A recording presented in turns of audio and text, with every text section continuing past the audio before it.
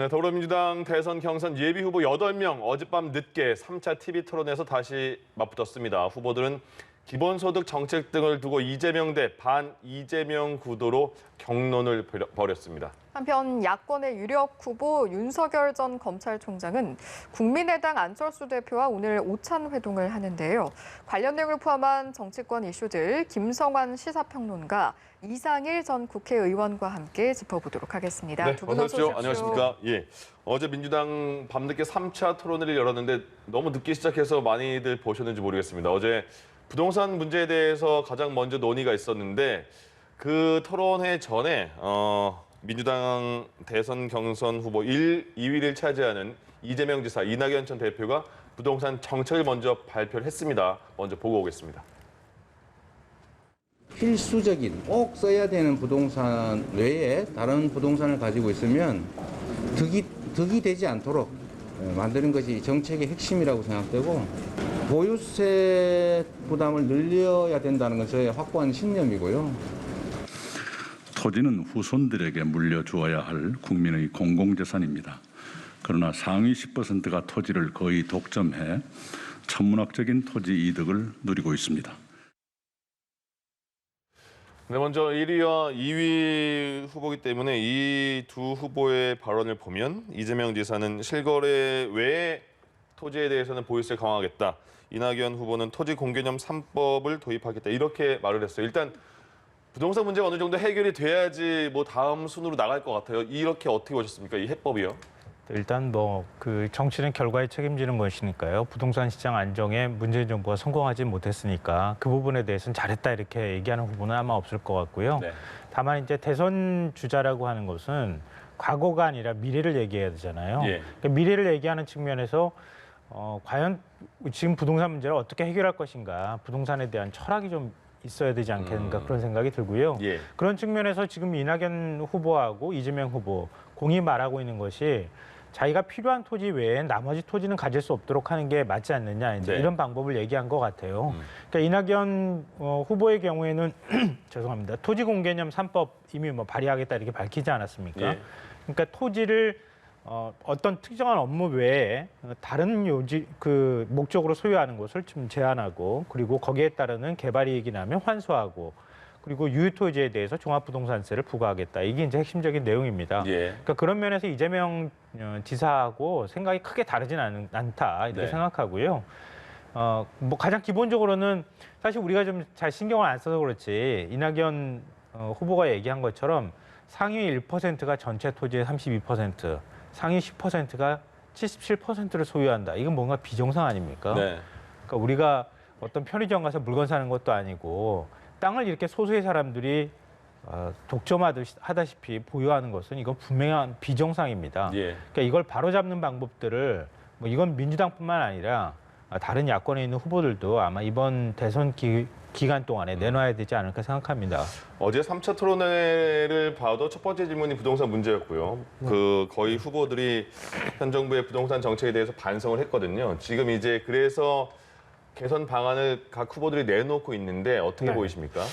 글쎄, 이 현 정부가 부동산 정책 실패했다는 건 이제 민주당의 대선 주자들이 다 인정을 하는 것 같은데, 그 실패의 교훈을 과연 제대로 얻어서 제대로 된 정책을 내놓고 있는지에 대해서는 저는 개인적으로 좀 의문이고, 예. 부동산 전문가들 평가도 좀 회의적인 거 아닌가 싶습니다. 근데 후보들의 이제 정책이 보다 더 구체적으로 나온 다음에 이제 평가를 해야 되겠지만, 네. 일단은 이 규제 일변도의 생각을 계속 밝히고 있어요. 그런데 노무현 정부 때도 그랬고 현 문재인 정부 때는 더 심했고, 시장의 어떤 이 돌아가는 기본 원리에 반하는 지나친 규제, 이것이 역효과를 내고 있다라는, 이거는 우리가 지금 교훈을 얻을 수 있거든요. 그래서 과연 저런 규제 일변도의 정책이 과연 성공할까? 좋은 규제는 해야 되는데, 네. 그 규제의 목적은 좋은데 규제의 내용과 방법이 너무 지나쳐서 오히려 목적을 달성하지 못하는 이런 것들이 많단 말이죠. 예. 이런 규제로 인한 부작용, 이런 걱정이 좀 앞서고요. 이재명 경기지사가 내놓은 것 중에 하나가 부동산 하면 뭐 주택과 토지 둘인데 주택 매매 관리청을 신설을 하겠다. 그래서 주택값이 떨어질 때는 그 관리청이 그 주택을 사가지고 임대주택으로 돌리고 집값이 올라갈 때는 그걸 시장에 내놔서 팔아서 안정을 기하겠다는 건데 이게 물건 사고 팔듯이 그렇게 시장 상황에 따라서 주택이 이렇게 제때제때 매매가 되겠습니까? 예. 그러면 주택값이 떨어졌을 때 주택을 주택관리청이 사가지고 임대를 줬어요. 그런데 집값이 오르니까 그러면 임대 사는 분들은 어떡하라고 또 언제 그 주택을 내놓는단 말입니까? 그래서 일단 듣기에는 그럴듯해 보이는데 따져보면 말이 안 되는 이런 걸 지금 공약으로 내놓고 있는 거 아닌가 이런 생각이 듭니다. 예. 예. 이게 편 네네. 예. 부동산 시장에 말씀하신 것처럼 아주 세부적으로 들어가면 굉장히 많은 대책들이 얘기가 될 거예요. 네. 그러니까 공급이라고 하는 건 시장 논리에 어느 정도 부합이 되어야 한다고 하는 건 아마 부인할 사람이 없을 것 같거든요. 그러니까 공급이라고 하는 부분도 필요하지만 거기에 따른 규제도 반드시 필요한 게 어쩔 수 없는 부동산 시장이기도 합니다. 근데 이제 주택매매관리청 말씀하셨지만 네. 전 지난번에 정부가 전세 물량에 대해서 공공이 공급하겠다 이런 대책을 내놓은 적이 있었는데 그때 굉장히 반가워했어요. 왜냐하면 그러니까 주로 집을 가진 사람들이 집을 어떻게 살 것인가에 대한 관심만 있지 세입자나 뭐 특히 이제 월세 살거나 전세 사는 세입자에 대해서는 정부가 그동안에 거의 방치하다시피 했습니다. 근데 그런 부분에 대해서 정부가 어떤 방식으로든 시장에 개입할 필요가 있다. 근데 뭐 대한민국의 모든 주택을 다 어떻게 정부가 가질 수 있겠어요? 그러니까 시장을 조절할 수 있는 정도의 능력을 갖고 있다고 하면 그러면 전세 가격이 갑자기 급등한다거나 이런 현상을 막을 수 있지 않겠습니까? 예. 그리고 특히 지금 그 자산이 부족해가지고 집을 구하지 못하는 그러니까 주거 안정성을 갖지 못하는 그런 계층들이 굉장히 많이 있거든요. 그런 계층들한테 좀 더 편한 방법으로 저렴한 주택을 공급할 수 있는 방법들을 정부가 구상하는 것 자체는 저 나쁜 일은 아니라고 봅니다. 예. 그러니까 그것을 어떻게 관리할 것인가에 관한 문제는 뭐 관리청이 있든 아니면 다른 방식이든 간에 그 방식에 따른 차이일 뿐이지 정부가 시장에 개입하는 것은 대한민국 사회에서 우리가 뻔히 지금 눈앞에서 보고 있는 것처럼 이건 불가피한 방향이다라고 생각합니다. 알겠습니다. 저도 잠깐 말씀드리면 네. 예. 정부가 필요할 땐 개입을 해야죠. 정부의 역할은 꼭 필요합니다. 그런데 제대로 된 개입과 역할을 해야 된다는 거고 예. 제가 민주당의 대선 예비주자라면 작년 7월 30일 시행이 된 임대차 소위 보호 3법 이 폐해가 얼마나 큽니까? 모든 언론이 지금 시장에서 아우성된 걸 다 전달하고 있습니다. 전월세 값이 오히려 더 폭등하고 주택값 계속 폭등하고 있는데 이거에 대해서 입장을 내놓는 민주당의 대선 주자 아무도 없더라고요. 이번에 그러니까 내놓은 당장 주제 부작용이 일어나고 있는 것부터 예. 고쳐나갈 생각을 해야 된다. 그러니까 제대로 된 규제 해야죠. 그러나 규제가 잘못됐을 땐 수정을 하거나 폐기하는 것도 그 정부의 역할입니다. 알겠습니다. 예.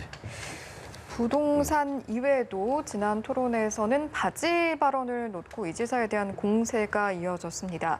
그런 가운데 추미애 전 장관까지 사과를 요구하기도 했는데요. 일단 관련 내용 듣고 다시 돌아오겠습니다. 그래서 성실하게 답변하면 되지. 제가 당황스러울 정도의 태도를 보이는 것은 네. 저로서는 좀 의외였습니다. 위트 아닌 바지 이렇게 돼버리니까 세상 민망한 일이 돼버렸고 이런 일은 본선에서 있었으면 이게 폭망각이에요. 좀 사과를 하시면 어떨까요? 오늘 하루 종일 시끌벅적했습니다. 뭐 하도 답답해서 한두 번도 아니고 근거도 없는 일을 우리 정책 질문 유감스럽게 하겠습니다. 생각합니다. 네. 네, 들으신 것처럼 공세가 이어졌고 이 지사 유감을 표하기도 했습니다. 사실 그런데 이 사생활 문제와 관련해서 앞서 이 지사가 소상히 밝히겠다 이런 입장을 표하기도 했었거든요. 네. 그런 걸 비춰봤을 때 지금의 대응은 좀 어떻게 바라보십니까? 그러니까 이 지사가 소상히 밝혀야 되는데 안 밝히고 있는 측면이 있다. 그러니까 국민 면접을 했지 않습니까? 네. 그 자리에서도 김혜영 전 의원이 또 그 논란이 된 여배 문제를 질문을 하니까 좀 이 그만하라는 정도 식으로 하시죠. 이야기를 했고요. 그 다음에는 이제 정세균 후보의 질문에 바지를 내릴까요? 이렇게 하는데 매우 부적절한 좀 대응이었다. 이재명 지사가 지금 앞서가는 분이니까 이재명 지사에 대한 공격이 집중되고 있어요. 그래서 본인이 신경이 좀 날카로워진 거는 이해가 되지만 예. 사실은 민주당 다른 경쟁 주자들도 그렇고 국민들도 그렇고 이 문제는 좀 완전히 클리어하게 정리되고 넘어가야 한다고 보는데 이거에 대해서 이재명 지사가 국민의 갈증이나 민주당 경쟁자들의 어떤 의문에 대해서 해소를 못 해주고 있는 건 분명히 있다. 예. 그리고 뭐 인터넷 찾아봐라. 이제는 뭐 대응 안 하겠다. 이렇게 하는 건 사실은 좀 무책임한 그런 대응이다. 이런 생각이 들고 과거에 문제가 됐던 거긴 하지만 네. 뭐 인터넷 찾아봐라. 이거는 A가 아닌 것 같고요. 본인이 자세히 본인의 입장을 밝히면 어떨까 싶습니다. 예. 근데 이게 아직 안 끝난 건 거예요? 이게 그 병원에도 가서 검사까지 받았고 불기소까지 네. 처리되지 않았습니까? 더 어떻게 검증을 받습니까? 그러니까. 그러니까 뭐 지금 바지 발언이 있기도 했지만 네. 신체 검증까지 했는데 더 어떻게 하라는 얘기입니까? 그러니까 할 수 있는 방법이 없는데 자꾸 해명하라고 하니까 후보 입장에선 일종의 좀 모욕감으로 받아들인 측면이 있다 이렇게 생각이 드는데요. 그러니까 할 수 없는 걸 자꾸 하라고 요구하는 것은 그냥 공격하는 것일 뿐이다 이렇게 생각하고요. 다만 이제 바지 발언과 관련해서 좀 논란이 있던 네. 부분은 중국 속담에 이마에 붙은 파리에 도끼 휘두르지 말라는 말이 있어요. 그러니까 힘을 적당하게 써야 할 때 적당하게 써야 한다는 거예요. 예. 그러니까 민주당 뭐 지금 이제 다 대선 후보로 나와 있는 경우니까 상대 후보가 특히 이제 1위 후보에 대해서 어떤 방식으로든 공격이 필요할 겁니다. 그건 뭐 지극히 당연한 현상이기도 한데요. 근데 공격하더라도 일종의 자해에 가까운 공격은 좀 하지 말아야 된다고 저는 생각해요. 그러니까 이마에 붙은 파리에 도끼 휘두르지 말라고 말씀드렸던 것은 실제로 가가지고 무기 써야 될 때는 이제 조만간 앞으로 오는 거 아닙니까? 네. 야권하고 대선 본선에 들어갔을 때 하는 것이지 자당의 후보에게 검증될 수도 없는 얘기를 이미 다 검증받았다고 볼 수밖에 없는 사안을 끄집어내서 일종의 모욕주기식으로 질문하는 것은 좀 바람직하지 않다고 보고요. 예. 예. 뭐 이재명 후보도 역시 마찬가지라고 생각합니다. 그러니까 거기에 대해서 원래 이제 대선 후보들은 토론할 때 특히 감정 관리 잘해야 되잖아요. 기분 나쁘다고 하는 게 확 얼굴 표정으로 드러나면 그 곧 지는 것처럼 느껴지거든요. 예. 그런 면에서는 뭐 바지 발언 같은 거는 적절하지 못했다. 그리고 표정 관리, 최근에 이제 표정 관리 잘 못한다고 하는 지적들이 많이 나오는데 좀 1위로서의 여유로움과 좀 품격을 좀 오히려 보내주면 그러면 1위 후보에 대한 안정성이 높아지기 때문에 좀 더 지지자들이 많이 쏠릴 거라고 생각합니다. 이 점도 뭐 이재명 후보가 좀 유념해야 될 것 같습니다. 네. 예. 조금 전에 말씀하신 내용과 비슷한 맥락의 이야기인지 모르겠습니다만 이재명 지사의 이런 발언도 눈길을 끌었습니다. 동네북 신세가 어딜 가지 않는다. 비틀거릴지언정 쓰러지지 않겠다. 그 역할을 기쁘게 감당하겠다. 말씀하신 내용과 좀 비슷한 맥락일까요? 네, 그렇죠. 그러니까 1위 후보가 가질 수 있는 태도에 따라 자세일 것 같아요. 예. 그러니까 2위, 3위, 4위 이렇게 해서 지지율이 좀 안 나오는 후보 입장에서는 다급하잖아요. 초조하고 조급한 마음들이 토론회 때 그대로 또 다시 드러나거든요. 상대를 공격하는 것도 역시 마찬가지입니다. 예. 1위 후보는 좀 네거티브를 감당하는 그런 정도의 넉넉한 품이 좀 필요하다고 생각하고요. 그렇기 때문에 공격을 너무 이렇게 예민하고 날카롭게 받아들이기보다는 적당히 튕겨내는 듯한 좀 쿠션을 줘서 내보내는 듯한 모습을 보여주는 게 제일 좋은 모습이라고 생각해요. 그러니까 이재명 후보도 그렇게 해야 된다는 걸 모르는 바는 아닌 것 같아요. 모르는 바는 아닌데 이제 지금 지지자들이 바라보는 시각은 두 가지인 것 같아요. 그러니까 이재명식 사이다 발언을 기대하는 측면이 있고요. 네. 또 다른 측면에서는 1위 후보로서의 안정감인 것 같아요. 그러니까 이재명 후보 진영에서 지금 예비 경선하고 본 경선이 따로 또 있으니까 1위 후보로서 나중을 생각해서라도 지금 너무 지나치게 많이 싸우면 안 되겠다 이런 네네. 생각을 하는 것 같아요. 예. 그러니까 전략을 이중적으로 지금 갖고 나가고 있는 것 같은데 그렇게 가져가다 보니까 너무 안정감을 추구하는 거예요. 그러니까 이재명 후보의 매력은 사이다인데 뭔가 오면 딱 자기의 선명한 주장이나 얘기를 할 필요가 있는데 하는 예. 아쉬움을 굉장히 많이 갖고 있는 것 같아요. 저 역시 그런 부분에 있어서 기본소득과 관련돼 있는 발언이나 이런 부분은 좀 더 사이다스럽게 해도 되지 않을까? 너무 이제 빼는 듯한 모습을 보이는 것은 그렇게 지지층을 끌어당기기에는 좀 부족하지 않나 그런 아쉬움을 갖고 있습니다. 실제로 어제 밤에 토론회에서 박용진 후보가 이걸 바로 지적했거든요. 네.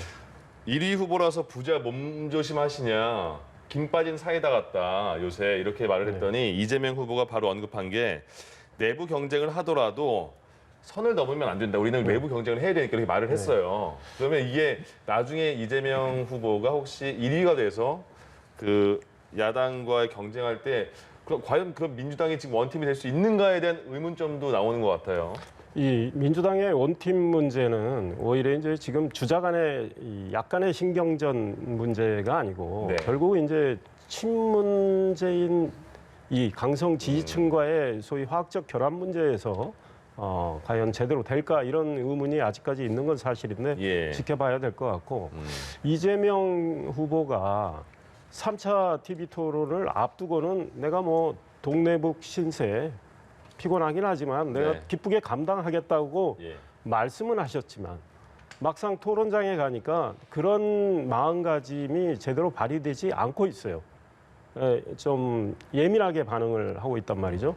기본소득과 관련해서도 박용진 후보 입장에서 저는 지적할 수 있는 정도의 수준의 네. 그 정도 수준의 질문을 던진 건데 뭐 왜곡을 하지 말라, 뭐 선을 넘지 말라 이렇게 대응하는 거는 동네북을 감당하겠다고 하는 그런 마음가짐은 아닌 것 같아요. 그래서 이재명 후보가 신경이 날카로워진 거는 이해할 수 있지만 본인의 토론을 통해서 생각을 제대로 국민들께 전달을 못하고 있는 거 아닌가. 감정이 너무 많이 노출되고 있다. 예. 그래서 이재명 후보에 대한 기대했던 분들이 조금 뭐 실망을 했을 수도 있겠다는 생각이 들고 우리 김성환 평론가님 말씀하셨지만 이재명 후보하면 뭐 그동안에는 사이다의 이미지가 있었는데 너무 지금 부자 몸조심하는 이런 태도로 가고 있다. 이게 누적이 되면 이재명 후보의 지지가 오히려 떨어질 가능성도 배제할 수 없다 이런 생각이 듭니다. 알겠습니다. 예.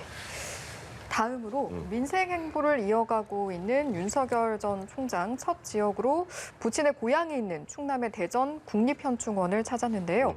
천안함 용사와 연평해전 전사자 묘역 앞에서 눈시울을 붉히면서 말을 잇지 못하는 모습을 보이기도 했습니다. 일단 그 영상 보고 다시 돌아오겠습니다. 꽃다운 나이에 인생을 제대로 펴보지도 못하고 이 국가를 위해 이 순국하신 젊은 그 영령들을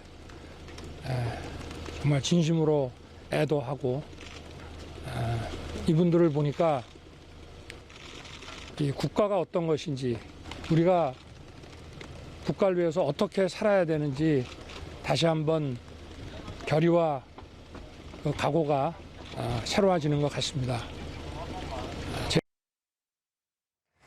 네, 일단 윤 전 총장의 첫 민생 행보였습니다. 그 상황들, 과정들 좀 어떻게 평가하셨습니까? 여러 가지 측면에서 뭐 전략적으로 계산을 한 판단에 따르는 민생 행보를 하고 있다 이렇게 생각은 하는데요. 예. 전 좀 개인적으로 실망스럽습니다. 왜냐하면 윤 전 총장이 윤 전 총장에 대한 국민적 기대감이라고 하는 건 그리고 또 대선 가서 정말 경쟁력이 있다고 많은 사람들이 생각해왔던 측면은 중도층을 잡을 수 있다고 하는 거였거든요. 예. 근데 지금 중도층을 잡겠다고 하는 행보는 전혀 보이지 않아요. 오히려 더 보수 색깔 쪽으로 지금 움직여가고 있거든요. 그러니까 왜 이런 현상이 나올까? 뭐 기대하신 분들은 좀 실망스러운 모습이 아닐까 싶고요. 그러니까 그 이유를 좀 생각해 보면 윤 전 총장 측에서도 잘 알고 있다. 지금 지지율이 오르지 않고 있거든요. 네. 그러니까 많은 여론조사 결과 나오고 있지만 뭐 어떤 여론조사 결과는 오히려 중도층에서 많이 떨어졌다 이렇게도 나오고 제자리를 지켰다가 거의 최선의 방어인 것 같아요. 네. 근데 그동안에 자명을 이어가다가 짠 하면서 무대 위로 나왔어요. 그럼 사람들이 기대감에 지지율을 더 많이 보내주는 게 정상이거든요. 컨벤션 효과 우리 얘기하잖아요. 지금 그걸 누려야 할 제일 좋은 시점이 와 있습니다. 그런데 컨벤션 효과가 나타나지 않아요. 이건 굉장히 우려할 만한 얘기입니다. 그러니까 안 좋은 시그널이 나타나고 있는 거예요. 그러니까 안 좋은 시그널을 어떤 방식으로든 극복하기 위해서 여러 가지 전략적 행보들을 배치해 가는 거예요. 그러니까 그러다 보니까 자연스럽게 보수층에 소구하는 방향으로 지금 움직여가고 있다고밖에 볼 수가 없다. 예. 그러니까 원래 지지해야 될, 그러니까 야권의 어느 후보가 나와도 보수층은 지지해야 하는데 보수층이 원래 지지할 표를 지금 갖고 가기 위해서 움직여가고 있는 거예요. 이 얘기는 자기 뿌리가 흔들고 있다는 것을 스스로 자인하는 것과 동시에 굉장히 예. 초조함의 발로로 지금 이런 행보를 하고 있기 때문에 나중에 가서 모르겠습니다. 국민의힘하고 단일화하는 것까지 생각해야 하기 때문에 오히려 더 보수층을 확실하게 내 편으로 만들어야 되겠다. 이런 생각이 있을지 모르겠지만 예. 그렇게 하기에는 아직 좀 너무 이르지 않나? 이런 생각을 개인적으로 하고 있습니다. 다른 의견 있으십니까? 그 천안함 우리 용사의 묘역을 찾는 것이 네. 그 국방과 보훈 한 가지다. 예, 나라의 근본을 생각하게 한다. 이런 건데 그것이 보수의만의 영역입니까? 중도는 천안함 용사들 찾으면 안 되는 겁니까? 저는 거기엔 동의를 못하고 오늘은 윤석열 전 총장이 안철수 국민의당 대표 만나지 않습니까? 맞습니다. 점심 드신다고 하던데요? 안철수, 예, 그렇습니다. 안철수 대표는 중도 극중주의라는 말까지 하면서 중도를 계속 이야기했던 분입니다. 네. 그래서 어떤 한 행보를 가지고 이분은 보수에만 치중한다 이렇게 평가하는 건 지금은 시기상조다. 예. 그러니까 윤석열 전 총장은 계속 그런 메시지를 내고 있어요. 중도와 보수를 다 아우르고 심지어 진보 진영에 계셨던 분들 중에 문재인 정권이 실망을 해서 문재인 정권의 지지를 철회한 탈진보. 이런 분들까지 그렇습니다. 예. 이런 분들까지 어떻게 마음을 좀 잡아보겠다 이런 노력을 이제 하는 가운데 나오는 행보들입니다. 그래서 윤 전 총장의 행보는 앞으로 좀 더 지켜본 다음에 평가를 하는 게 옳겠다 이런 생각이 들고 예. 본인은 본인의 시간표대로 지금 뭐 행보를 하고 있다.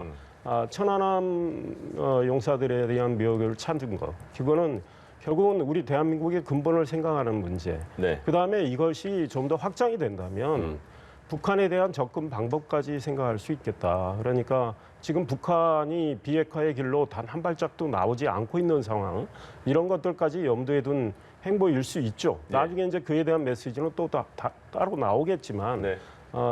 윤석열 전 총장은 자기가 지금 만들어놓은 어떤 전략, 시간표대로 나름 행보를 하고 있다. 국민의힘 입장에서 바라보는 건 또 좀 다르단 말이죠. 예. 국민의힘은 가능한 한 빨리 국민의힘에 입당을 해서 대선 주자로 뛰어라는 입장이고 윤석열 전 총장은 일단 국민의 이 생각들을 좀 많이 들어본 다음에 결정하겠다. 이제 이런 거란 말이죠. 그래서 언젠가는 선택의 시기가 오겠죠. 예. 그때까지 행보는 지켜보고 판단하는 게 좋겠다. 이런 생각이 듭니다. 이제 제 말씀을 좀 오해하신 것 같은데요. 네. 제가 이렇게 말씀드린 이유는 뭐냐면 신인이에요. 그러니까 정치의 때가 묻지 않은 사람입니다. 전직 검찰총장을 지냈어요. 공정과 정의란 화두를 들고 나오는 겁니다. 그러면 신인답게 뭔가 새로운 신선한 행보를 보였어야 한다는 걸 말씀드린 거고요. 둘째로는 이렇게 행보를 보일 때 최근 행보 보십시오. 이재명 지사 이육사 문학관 가서 발언한 걸 색깔로 덧입히는 작업했죠. 그다음에 뭐 이른바 이제 이거는 진보하고 보수 쪽에서 생각하는 바는 다를 수 있겠지만 탈원전 신화에 대해서 얘기를 하기 시작했죠. 그리고 이제 안보 행보하죠. 그리고 충청권에 가서 충청은 뭐 내 뿌리다 이렇게 얘기합니다. 그럼 전 대한민국이 뿌리라고 생각하는 사람인데요. 그러니까 정치인들이 물론 뭐 본인은 고향이 서울이지만 예. 부친의 고향이 충청이라고 해서 제 고향은 뭐 충청이자 뿌리입니다. 500년에 우리 집안이 여기서 살았습니다. 네. 이 지역주의 자극하는 발언이잖아요. 사실 좋은 평가 받았던 적이 별로 없었어요. 이런 발언들 내놓고 난 다음에. 근데 이런 식의 행보를 보이고 있다는 거예요.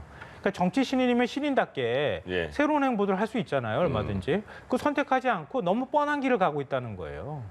그러니까 처음에 나왔는데 새로운 것들을 가지고 메뉴를 가지고 국민께 좀 더 좋은 맛으로 평가받기보다는 기존에 좀 안 좋았던 맛을 갖고 들어와서 설탕 치고 뭐 소금 많이 치고 이런 방식들로 선택하는 방식이 예.